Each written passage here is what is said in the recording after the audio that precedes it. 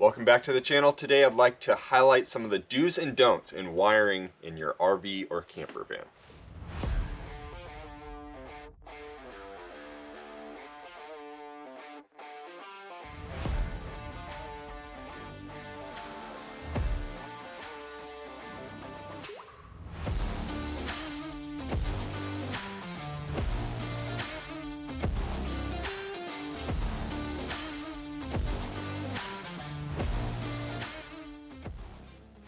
Before we get started, this is not my work.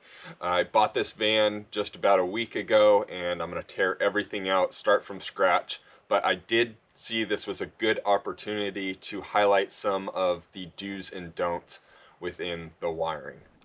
All right, well, let's start it off by something positive. At least this rack, this battery rack, is mounted in there tight.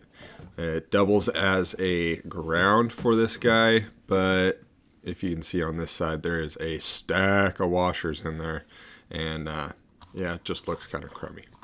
So moving on, when you have wires running through any metal surfaces or even wooden surfaces, you're going to want to protect the wiring somehow. This is done by using these rubber grommets. For whatever reason, they use split loom in this to protect the wire. At least it wasn't completely bare, but the metal isn't deburred or anything. So all it takes is to slip over this rubber grommet, measure that hole size, get the right grommet for your hole size, and then boom, it's that fast. Same issue, different hole. This is a hole for a threaded fitting.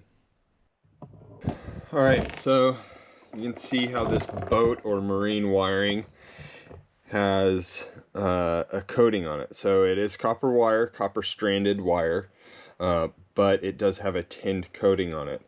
I've also heard that this is flooded. So what that would mean is inside here, the voids inside the sheathing there are flooded with something to make it more watertight. I'm not a real expert on this. I just know enough to get myself in trouble and know that this is the wire to use. So the battery terminals. These battery terminals should have been covered, especially being open to the cargo area. These positive terminals make contact with anything and you'll have a nice fire. Solid or stranded wire? That's the question. In this case, he used solid wire and I would definitely go with stranded here.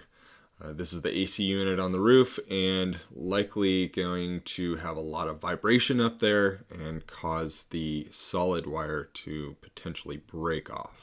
All right, let's crack open this Multi-Plus and take a peek. If you don't know, the Multi-Plus is an inverter and a charger. So you can connect to shore power, charge the batteries through that, and also power all your 120 volt accessories on the inside. And then it's an inverter to invert your 12 to 120 volts.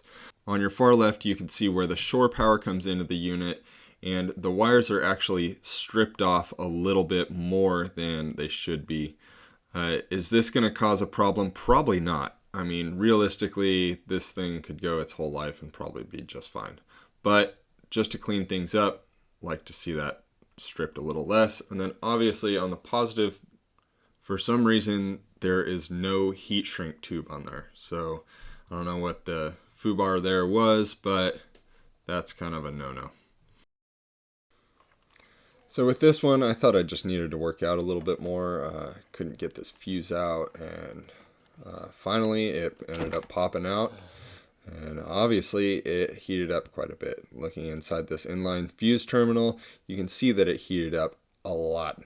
This could be because of moisture getting in there, oils from fingers. It could also be because the crimp side on the terminal wasn't crimped enough, so it wasn't really making contact.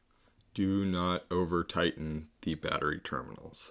All of these batteries are cracked on the outside, and that is most likely due to over tightening.